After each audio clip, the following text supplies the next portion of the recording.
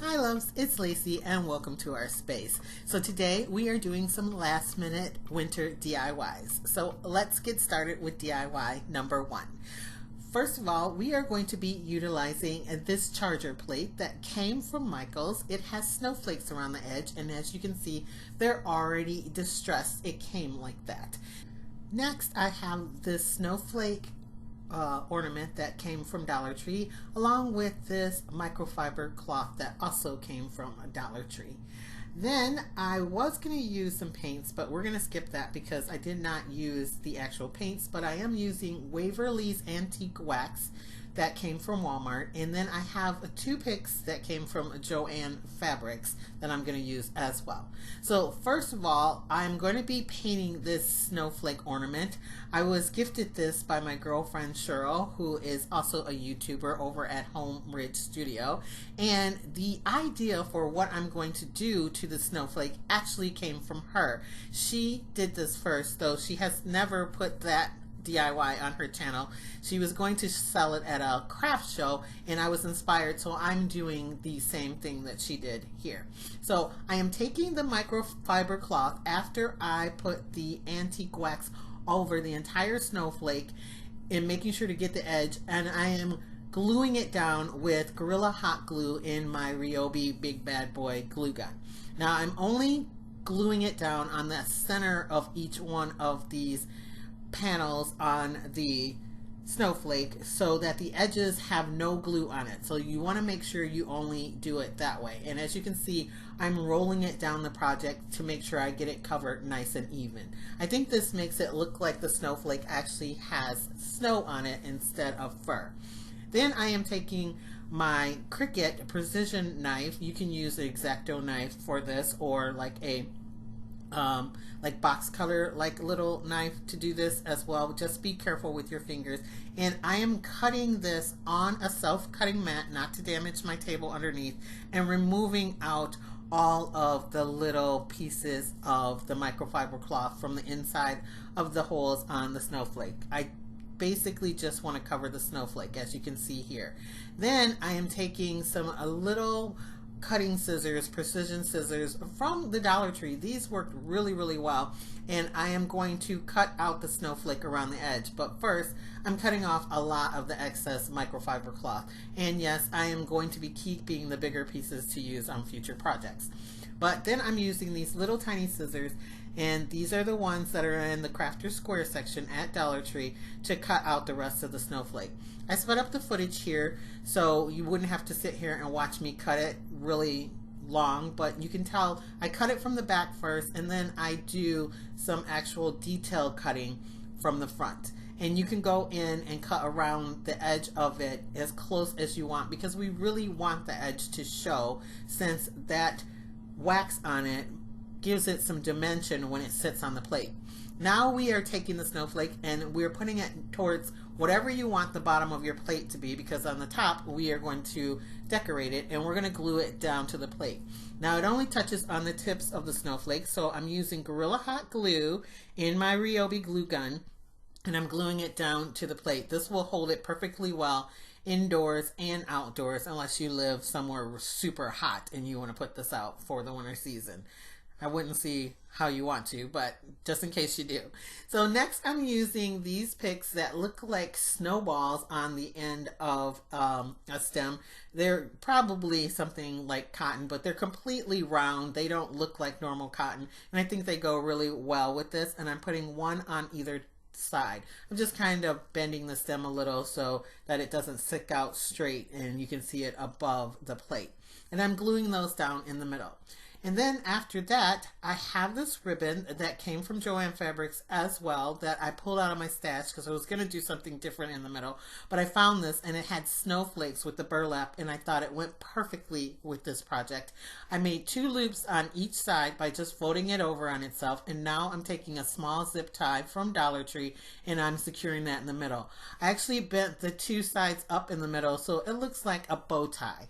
And then after I have that done, I'm just snipping off the excess zip tie, and I'm going to take another piece of the ribbon after I pull the 2 sides apart here and cover the middle section.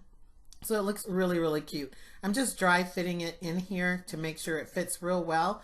And I'm going to take this piece of ribbon, fold it in on itself.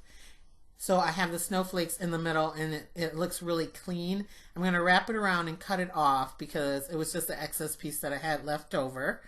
And then I'm going to pull it apart and glue the sides down so it's nice and neat. You guys know me. I like to be extra in my projects. So I'm just putting some glue in the middle to do it over, and then I'm going to wrap that around the bow to hide the zip tie. And it was a little hot, so I'm using my spatula. That came from Dollar Tree as well. You guys know me. I use those when the glue gets too hot for my fingers and it doesn't stick to that. So now I'm just going to glue this on the back and secure it completely, and then glue it to the center of my little decoration at the top where I had it, and this entire DIY will be done. You can fluff the bow on there, and you can add extra little pieces if you want it decorated any kind of way that you want, but I think it's very simple and turned out perfectly. I love how the microfiber cloth kind of looks furry, but it kind of looks snowy, and it gives dimension popping off of the plate. Like I said, I got this inspiration from my girlfriend Cheryl over at Home Ridge Studio. She made one because she does craft shows and she's selling it at her craft show. But I love how it turned out, and I want to thank her for the idea of putting the cloth on the snowflakes. Now on to DIY number 2. For this DIY, we're going to be utilizing this large wooden bead wreath that I got from Hobby Lobby a long time ago. It's 18 inches.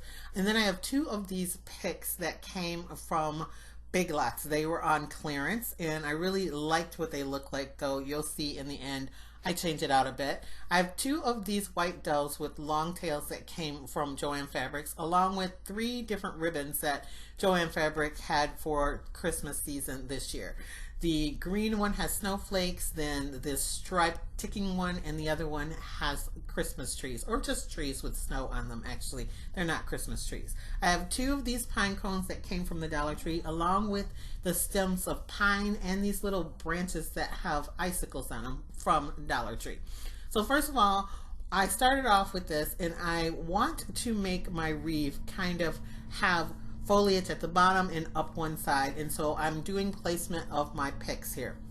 I thought I was going to use these entire picks, but later you'll see that I alter them just a little bit, but I'm going to glue them down directly to the wooden beads. Now the wooden beads move independently on their own, so I'm putting glue on the bead and on the stem, and I'm going to move the bottom stem a whole lot closer so it overlaps with the other stem, and glue that down as well. And I'm going to put some extra glue down on the beads so they will no longer move independently on their own. They'll swirl around on that thick wire that's in there if you don't do this. And so then your 2 pieces wouldn't stay together. Then I'm going to take the pine cones and cut them off their very long stem. Dollar Tree had these last year and I fell in love with them. I found only 2 of them though. And I'm going to glue those inside at the end of both of these picks.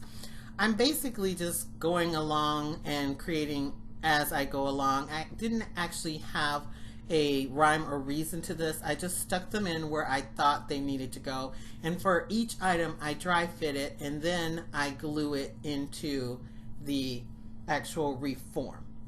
Next, I started to cut off some of these branches with the little like ice pieces on it that came from Dollar Tree.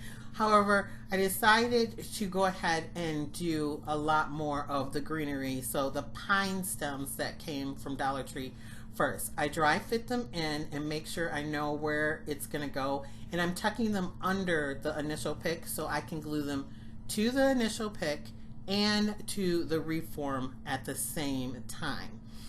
This way I guarantee that it'll stay where it needs to go.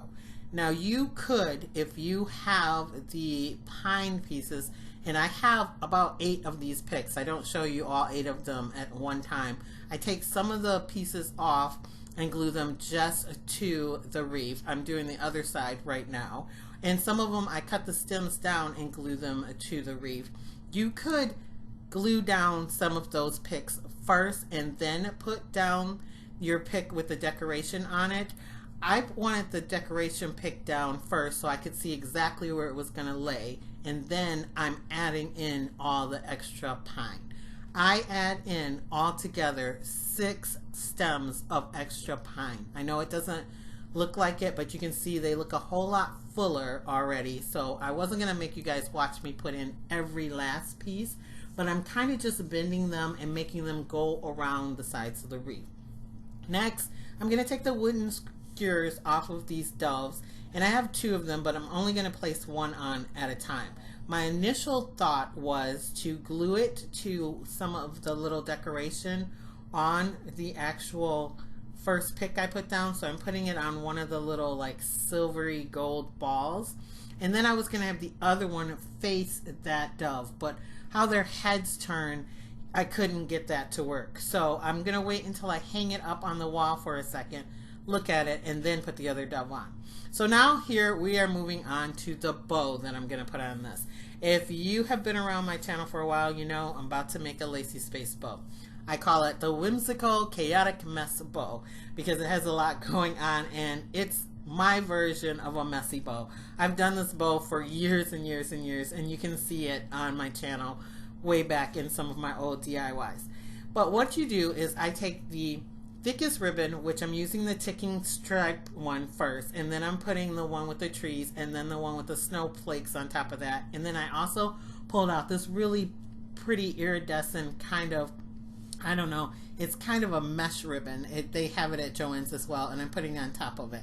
I usually do about 3 or 4 ribbons, and I'm wrapping them around each other in this bow 4 times. Now, this is going to be a really tight, thick bow. I like my bows like this because I'm extra. You guys know this. If you wanted to make this, it will still be really, really pretty if you only do it 3 times. Then I take my scissors and I cut just slightly through the wire, because these are wired ribbons, to make sure I can get my floral wire in there, and I do the one side diagonal from the other. That's what I'm kind of trying to show you guys here. And I'm going to use some floral wire. I just have this one from Michael's that I got on clearance a while back, and it's beige, and so I'm going to tie that around and tighten it on the back.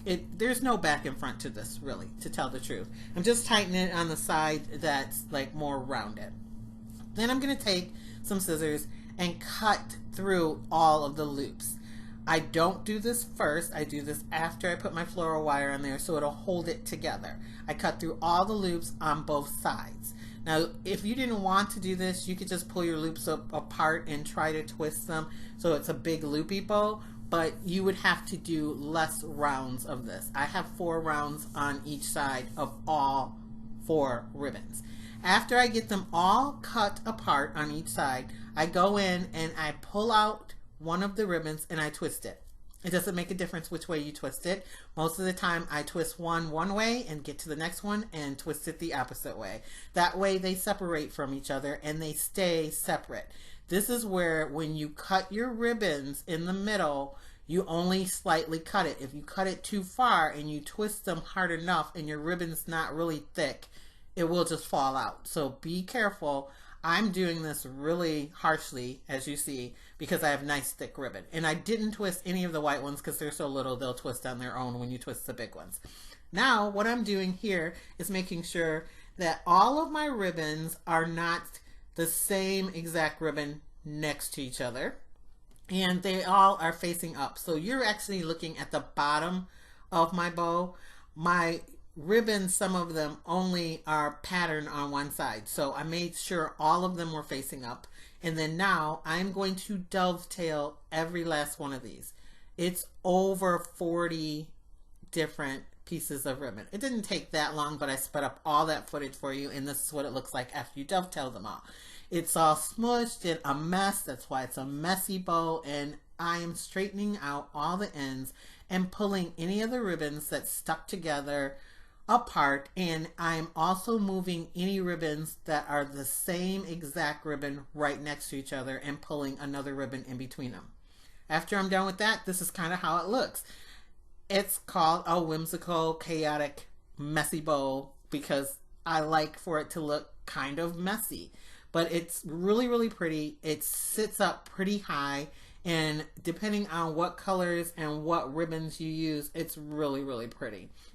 I mean, it just goes really, really well. I love doing this, and a lot of people like this bow. Like I said, you can put less rounds in it and it works out. So now I'm showing you guys how I add tails in here. I just simply glue the back side of the widest ribbon, and I put glue on both sides of the ribbon, stick it under, glue it to the wreath form and to the underneath of my bow.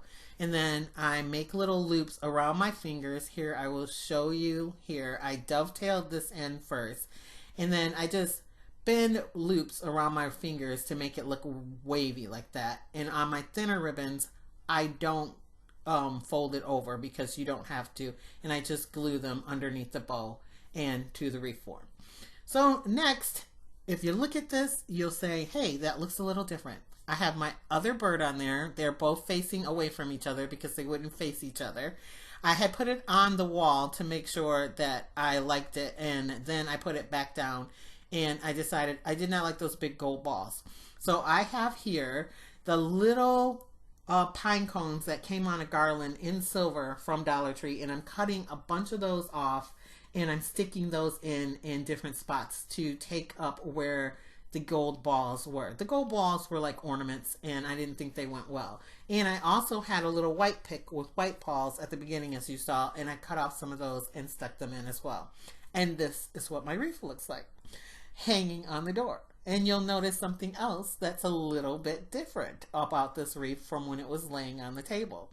I also took off that large ticking ribbon piece that was hanging down in the middle and added the white kind of mesh ribbon down instead. So this is how it goes sometimes. You might look at it and think this is not perfect, and when you hang it up, just take it down and change it. So I removed that ribbon, and now I love how it looks. So on to DIY number 3, our final DIY. From the thrift store, I picked up this candle holder. It's silver, but it was initially from Hobby Lobby, and it cost $15.99, and then they marked it down to $3.99, and I ended up getting it for 99 cents at the thrift store. I have a little bit of snow from Dollar Tree here. I also have these fairy lights or micro lights. They came from Joann's, and one of the hurricanes from the Dollar Tree. I also have in my stash these wall art stickers that came from Big Lots, and look what I found. I know a lot of people are going to be like, where did you find that? This is a snowflake. Dollar Tree carried these clear snowflakes a couple of years ago, and I found them at a new dollar store in my area. It's called Debbie's Dollar Store, and it's from Santa's shop, I think this card says. I'll have to check. And I picked up a bunch of these. I was so happy to see these again because they're perfect, and it was only $1. I also picked up this white snowflake from Walmart. So I wanted to show you guys these lights. These lights came from Joann Fabrics, and I'm putting them inside of the candle holder because it's got a little lip on it, and the control for this is super thin. I love that about it. I do not like the yellowish color though. If you like the warm yellow white color to it, then that's great. These will work perfect for you. I put this in here, and I'm just turning the battery pack over so I can turn it off and on, and you won't see that tag in it. And I want this to light up. So I'm putting down the clear snowflake, and then I'm putting down the white snowflake on top of that and making sure the long points point out in different directions. I'm going to use some Gorilla Hot Glue from my Ryobi glue gun, and it is a high heat gun, so you do have a second to move this around, and I'm going to make sure I center it on the clear snowflakes. So the clear points come in between the white points. I'm going to let that sit there and harden up a little bit, and then open up this wall art. These are stickers. I thought they were like window clings at first, but no, they're stickers. They're kind of thick.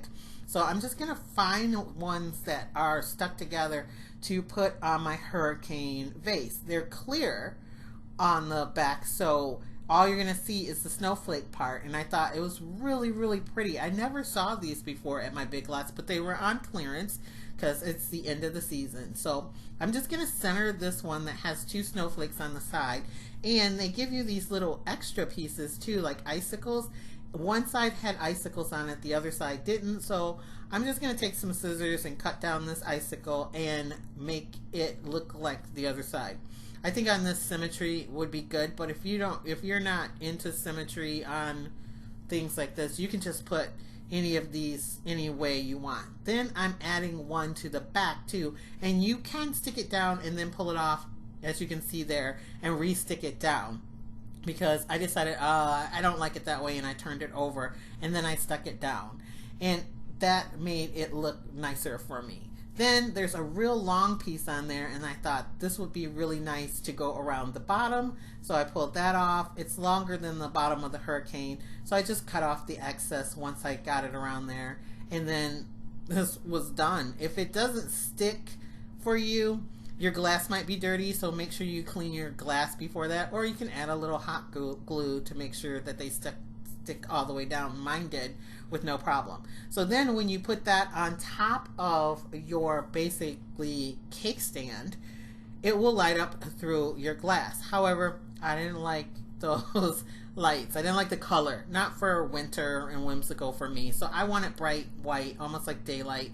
And as you can see, it's a lot more lights. It's 50 lights on this. This pack came from Big Lots. I always get those when they're on clearance, because a lot of times they have lights that say the holiday season on them, and then they clearance them down. So I'm sticking it to the bottom of my candle holder, and I'm making sure the side that I need to turn it on is visible so I can turn it on and off. And then I'm going to take little dabs of hot glue. I did speed this up.